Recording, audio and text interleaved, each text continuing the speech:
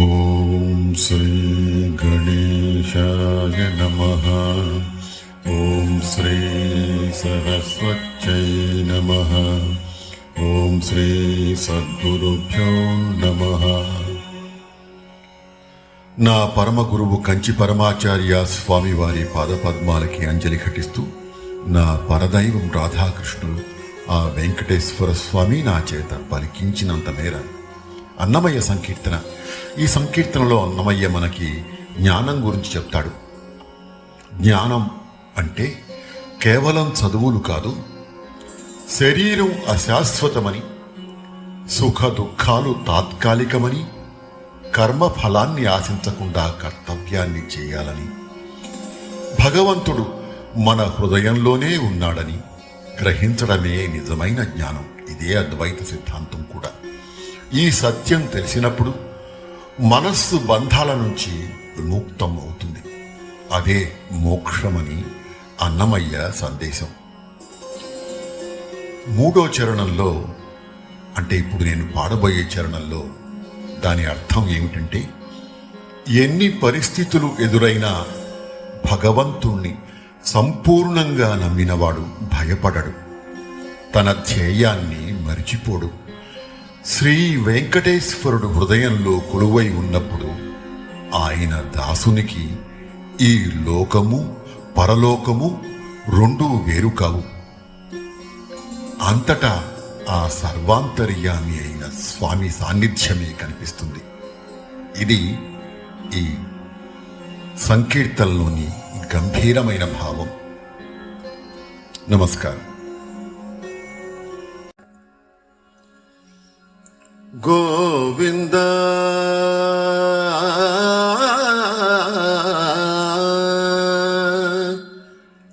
గోవింద గోవింద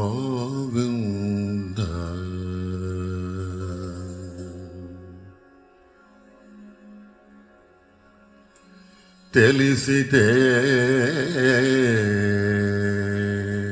మోక్షము, తెలియకున్న బంధము,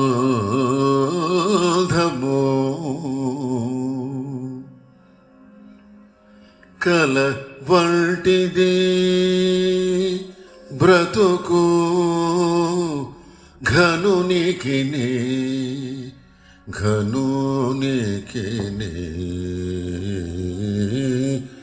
తెలిసితే మోక్షము,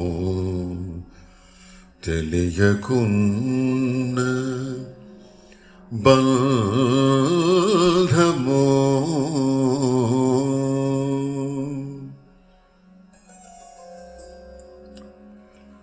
వేవేలు వీధులందో వెరపేది మరపేది,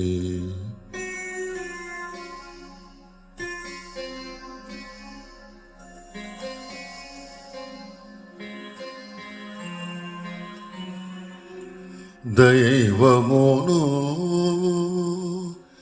నమ్మినట్టి ధన్యునికినే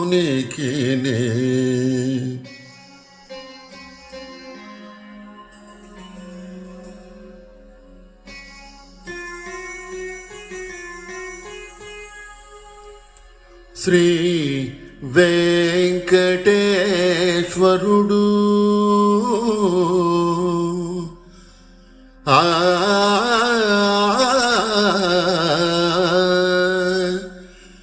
శ్రీ వెంకటేశ్వరుడు చిత్తములో ఉన్నవాడు, ఆవలేది ఏవలేది, ఆవలేది ఏవలేది ఈతనికి దాసునికి.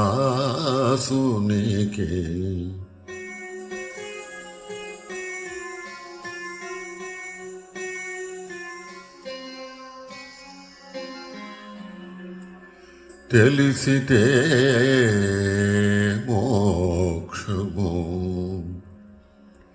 తెలియకున్న బల్బు